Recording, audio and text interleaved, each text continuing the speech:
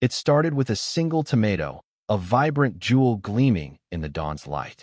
That beefsteak tomato, the first of the season, was my wife Emma's pride, grown from a frail seedling in our backyard garden. Standing on our patio in the suffocatingly pristine Cedar Grove community, I felt a quiet triumph. Our garden zucchini, lettuce, and that perfect tomato wasn't just plants. It was our rebellion, a stand against the sterile conformity of our new home, a sanctuary we'd carved out after fleeing the city's grind. I'd spent 40 years as a trial lawyer, battered by endless legal battles, and we came to Cedar Grove for peace. But at 9:30 a.m., peace crumbled.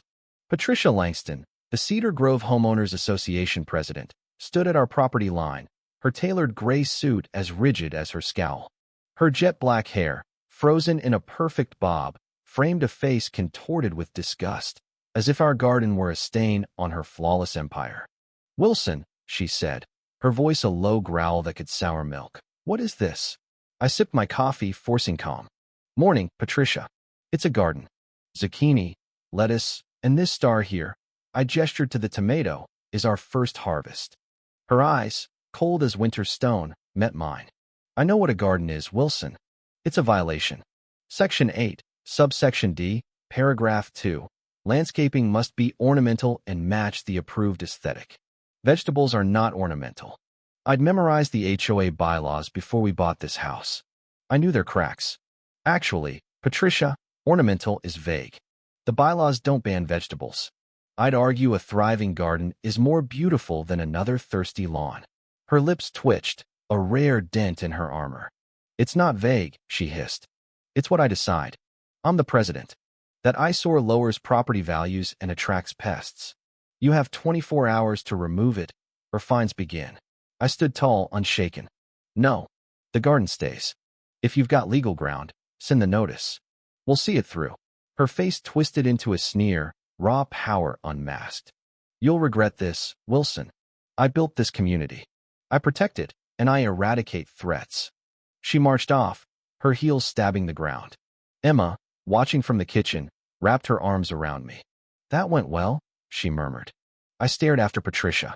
This wasn't about a garden anymore. I'd challenged her throne, and she'd declared war. We'd moved to Cedar Grove for a new chapter. My career had been a marathon of depositions, contracts, and sleepless nights. Emma, my rock, saw my exhaustion. "David, you're burned out," she'd said over a stack of briefs. "We need peace." Cedar Grove's glossy brochures promised it. Manicured lawns, safe streets, and a sprawling backyard where Emma could plant her dream garden. Her eyes lit up at the sight of that sun-soaked plot, her hands eager to work the soil. That garden was for her, a haven after years in a cramped city apartment. But trouble came fast. Our neighbor, Sam, a retired electrician with a love for wild conspiracies, warned us on move-in day with a tray of over-baked muffins. "Beware the Empress," he whispered.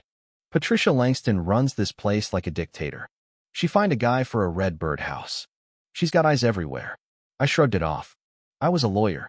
No HOA tyrant could scare me. I was wrong. Patricia's first visit came a week later, handing us a bylaws book thicker than a brick. "Know it. Live it," she commanded. We watched her reign from afar, violation notices slapped on doors, neighbors cowering. She wielded vague rules like a whip, her board a pack of spineless yes-men. We played along, painting our mailbox the right shade of beige, mowing our lawn to precisely 2 inches. Then spring arrived, and Emma's garden bloomed, hidden behind our house. It was our joy until Patricia invaded. The violation notice hit our door the next day, a public scarlet letter. It cited Section 8, slapped us with a $50 fine, doubling weekly. I dissected the bylaws. Ornamental was undefined, with no vegetable ban. Her case was flimsy. I appealed to the board, drafting a reasoned letter citing legal precedents and requesting a hearing. At the meeting, in a cold clubhouse under Patricia's elevated chair, I faced her puppet board and a crowd of wary neighbors. I was calm, logical. Patricia smirked. "You think this is a vote, Mr. Wilson? The board upholds my standards. Your garden violates them. Remove it." Every hand agreed.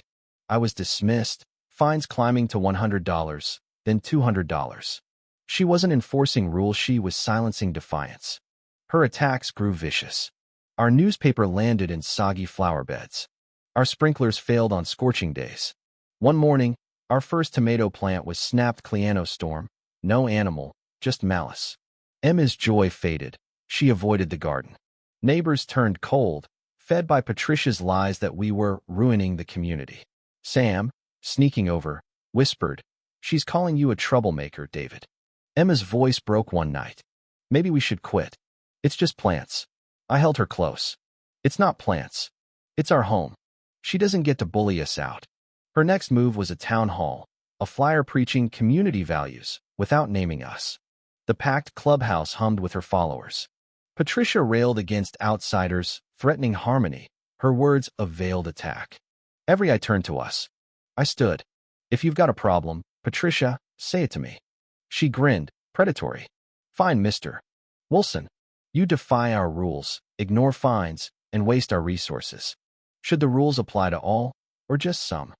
The crowd shouted, "All." We left under hostile stares, fines nearing $1,000. We were isolated, trapped. Then came the certified envelope, heavy with dread. I signed for it, my stomach nodding. Inside, notice of eviction. It claimed I'd signed a consent to vacate 2 weeks earlier, agreeing to leave in 90 days. My signature glared back almost mine, but too deliberate, too shaky. "A forgery." Emma gasped. "You didn't sign this." "I didn't. This was no petty threat, it was a crime. Forgery, mail fraud, attempted theft of our home." My anger turned to steel. Patricia thought she could break me. She'd misjudged her opponent.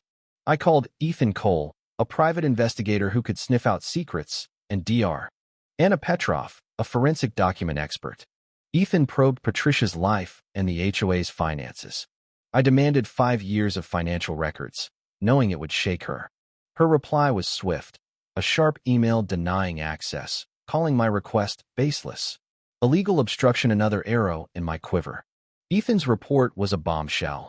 A shell company, Cedar Grove Landscaping, had pocketed $550,000 over 4 years for work that never happened. No one saw their crews. Then the twist. It was owned by Patricia's brother, Nathan Langston, a convicted con man, released from prison when the payments began. But there was more. Patricia's accounts were nearly empty, with regular payments to Nathan. "Blackmail," Ethan said. "He's got her on a leash. She's not the boss, his puppet." Dr. Petrov's report was damning. The signature was a clumsy tracing, irrefutable evidence. Patricia was complicit in a massive embezzlement scheme, driven by her criminal brother. My defiance threatened their empire. I filed a petition for judicial review, bypassing the HOA's corrupt core, detailing the forgery, fraud, and theft. The hearing was set for 2 weeks. In court, Patricia swept in, her lawyer oozing confidence. Judge Margaret Klein, a sharp, no-nonsense jurist, scanned my petition. Patricia's lawyer, Grayson, called it frivolous, brandishing the forged document. I summoned Dr. Petrov, who projected the signature, overlaying it with my real one.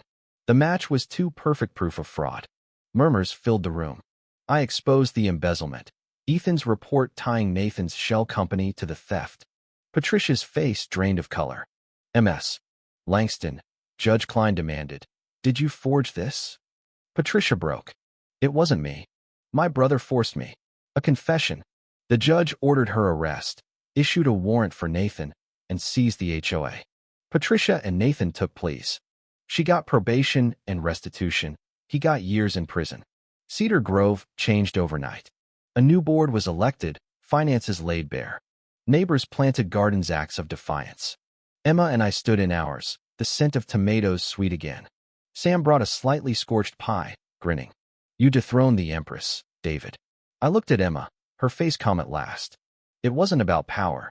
It was about our home, our right to grow a tomato in peace. Justice had taken root in Cedar Grove, and it was worth the fight.